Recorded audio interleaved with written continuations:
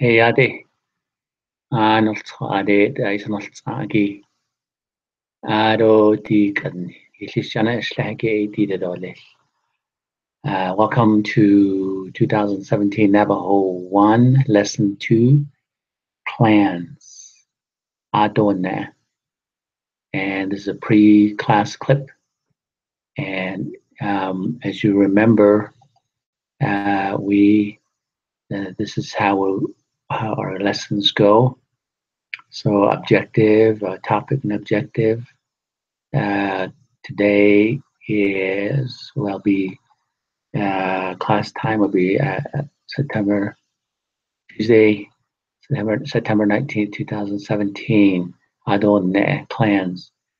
Objective is to first view the pre-class video clip and then participate.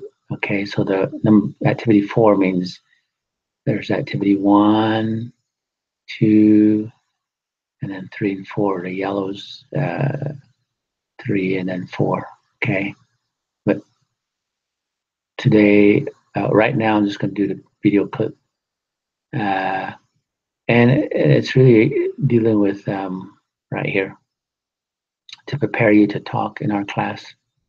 Right here, we'll prepare some negatives and positive in English and Navajo, just to give us a background, give us an understanding of more of what clan is all about. So that's the reason why the video clip. Let's go to it. All right, so yeah, Nana.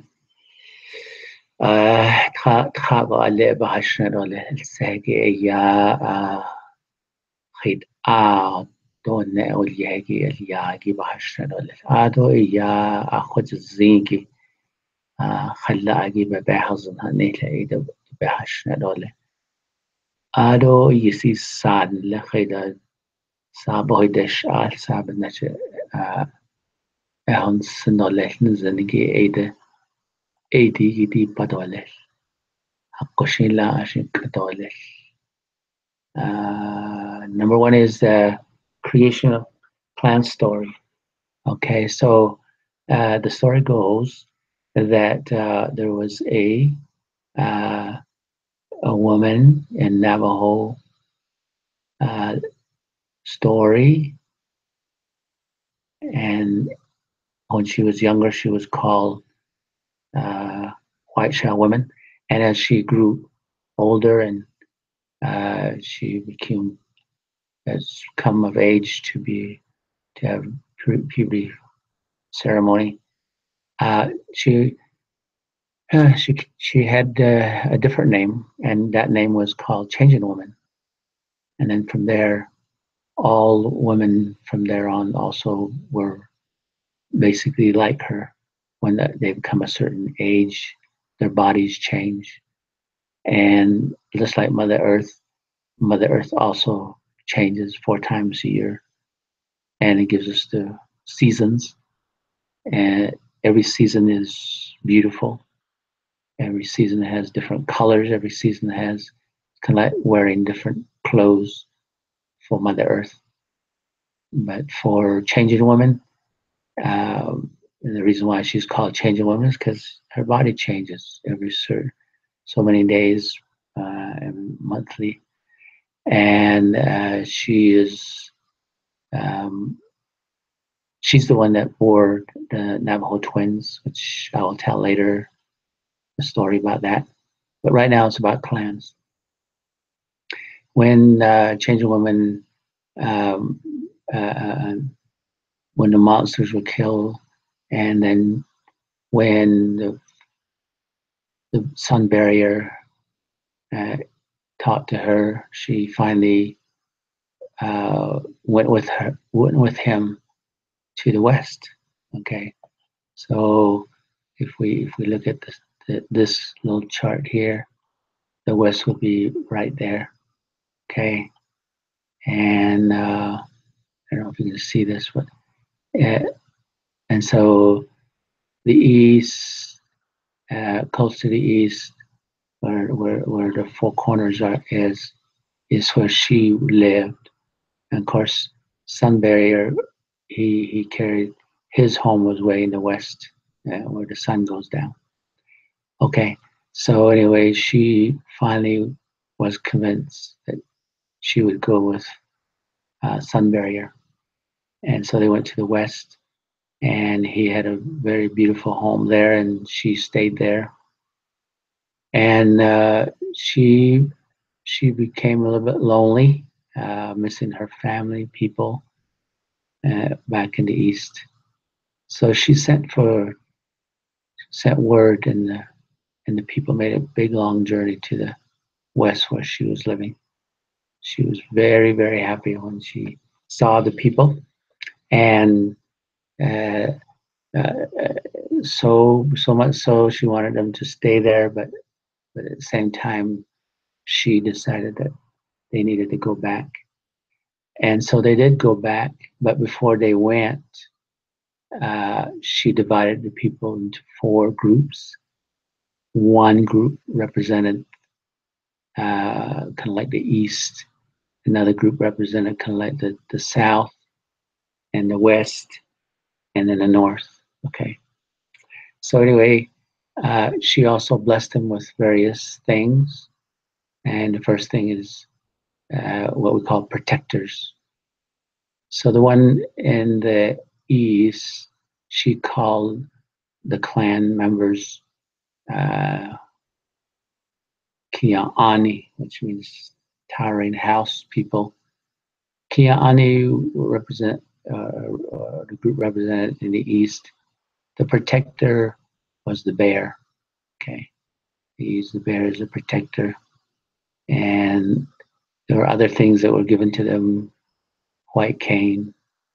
Um, Also, the second clan, which is the South clan, and they called them Sows, or she called them Honolani. Honolani in English would be one that goes around. It's the story goes that there's a hogan, and there was a, a person that the, these people in the hogan had never seen before, but he went around the hogan. And so that's one story. There's other versions. So going around the hogan made it Honolani. Okay. There are things that they were blessed with, that they were known by. For example, Kyani, which is the East clan. Kyani were blessed with the ability to be leaders, and then the Honolanis were blessed, and they were our herbalists and our spiritual guide and our healers, and even their very words, that didn't have to be a ceremony. They could just talk to you and heal you. So those are powerful people. And their protector was mountain lion. Okay, mountain lion. Uh, and then next, we in the west we have another group that she formed, and these folks, this group of people, uh, was called Twedichini, or English bitter water, Twedichini. Now, the gift of the Twedichini are varied, meaning not just one thing that they possessed. Number one was they were teachers, and they preserve stories and history and knowledge of things, and at the same time they were very resourceful. They they could, if something went wrong, they're the first ones to say that I can figure it out. So that was their gift, the talent of teaching, telling stories, telling about history like historians. And so they had a great gift. And the protector, there are two people say that one is the wolf, but another group might say no, it's the bull snake. Okay, so maitso, or Tlish. Okay, Tlish would be that bull snake idea. Okay, and then the last group, she called that group Ashkishni, mud people. And these became our artists. These became people that love to build things or decorate things, home decorators, but also, uh, when we think about Hashkishni, you think of mud, most people think of it as useless or don't want to have it on my hands or something like that. But these people saw it as hey, look at this. Look what we can do. We can make out of this. We can make bowls. We can make various objects. And so because of their talent, they're able to make things. Okay. And their protector is the porcupine. So these first group of clans, we call the original clans.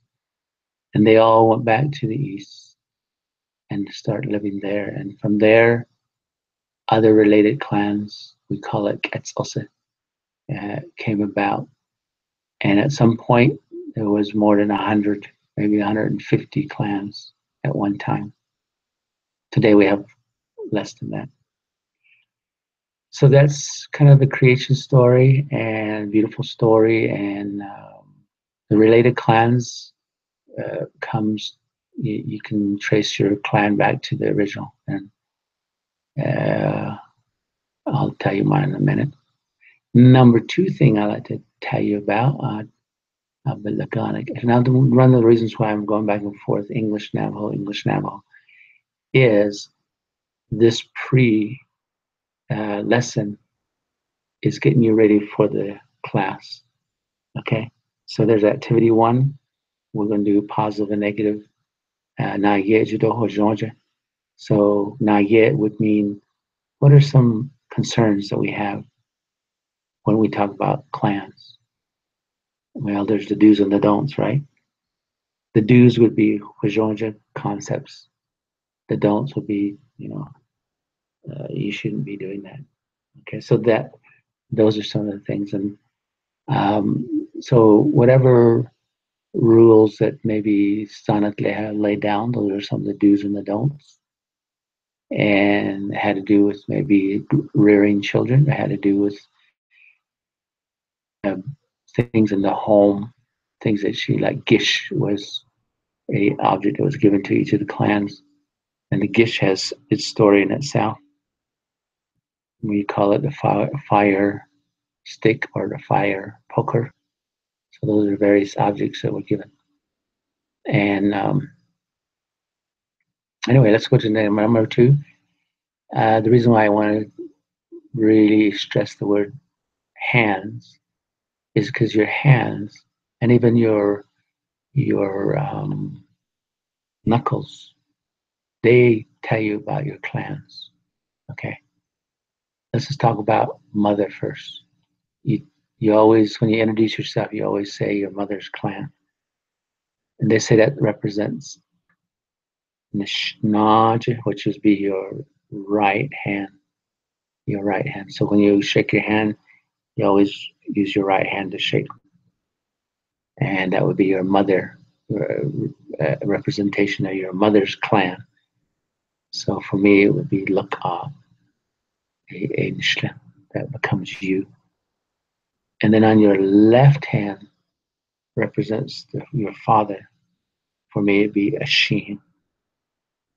And so right in your hands, shaking your hands with one hand and maybe holding the other on top of the other hand with your father's clan. But going back to your mother, your right hand, behind that, kind of towards the elbow, that would be a representation of your grandfather, which is your mother's father. Okay.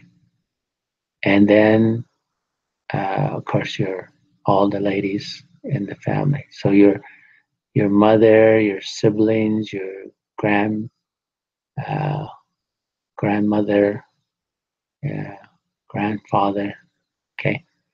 But on your father's side, same thing. Your father, you're born for your father, but he has parents, and we call those um, parents, grandparents, paternal.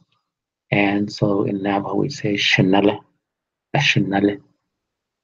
On our mother's side, the right hand, our grandfather, we call shiche, dashiche. So whatever clan grandfather is, those would be dashiche.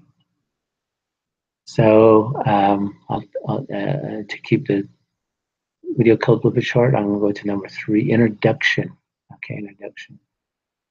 This is a picture of me, and I'm sharing information about the spring and about things on down when we take people down into the canyon. Anyway, there are about 8 steps when you introduce yourself. When you become pretty expert at it, you can do this. Yeah. So we'll tackle some of this in the class also, but we use questions along with it. So TPRS, which is activity 2. Yat e shik e. Yat e is hello. Shik e is my relatives. So that would be just so welcome. Hello. And then you would introduce yourself as, for me, it would be Clayton Long. Dashijine. I am called Clayton Long. Dashijine.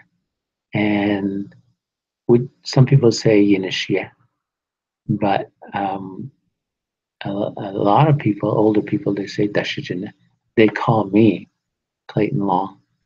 And I don't call myself, because there's a little taboo that if you call yourself Clayton Long, your ears will dry up. So rather than say I am called, my name is, you say they call me or I'm called. Okay? So Clayton Long, Dashijine. Well, not Twinish, Kayanta de Nasha. So that you let people know where you come from. For me, it'd be from Kayanta. And Nasha means I come from. Ade Nasha. Okay. Number 4 is look at, and the so your mother's clan. My mother's clan is look at. My mother's clan, the water reed clan, and Nishle, I am. Okay, that's who I am. I always take out my mother's clan, all of us. Number 5 would be Ashin. Bashishin for me is salt people. My father is a salt. He has a salt clan, and so I'm born for. So Bashishin, Ashin, Bashishin. So when you introduce yourself, you'll be saying Yad Ishike Dashijine, Nasha, wherever you're coming from, Nishle, whatever clan you are, and Bashishin, whoever your father is. And then number 6 is the Shana Dashiche. So for me, it'd be many goats, but here, because it means goats, and Shana means many. So Dashiche, they're my grandfathers. Dashiche. Da makes it plural, right? This is a plural. So there's a Shan Dashiche. Okay, I'll go through this again real quickly. And then you talk about your father's side. Kapang, for me, it'd be Kapang. Dashinale, paternal grandparents. So this is how you introduce yourself. When you do, people say, "Oh, okay, he's also a Lakat in there, or related clan, some 4 or 5. They're the same clan." Or, "Oh yeah, I'm a she, so I'm his dad and he's my son," kind of thing. So people, the idea is that you somehow relate to people, a lot of people, and then comes the kinship term. These are all kinship terms, like shiche or shenele or shije or shama. Okay, those come out, and so your family gets bigger. And so the idea is family is very important. Relatives are very important. Having relations relatives related to people is very important in Navajo. The last thing that you might say is "kut ego," like this. Dine Navajo Nishle. I am a Navajo. This is the way I am. I'm a Navajo. So let's just go over it real quick. Yad e shik e so and so dashijine. From somewhere, from Kayanta Nasha, I come from. Some clan Done Nishle. Another clan Bashishin, my father or my born for. Another clan Dashanale. And another clan Dashanale. And another clan or Islam Dashiche. And then Kaban Dashanale. Kot Eko Denenshle. All right. So that's just what I want to try to do is give you background knowledge so that when we get in the class, you can have a feeling for the knowledge. And then there's probably many other things we'll say. Okay, I'll go see you in class.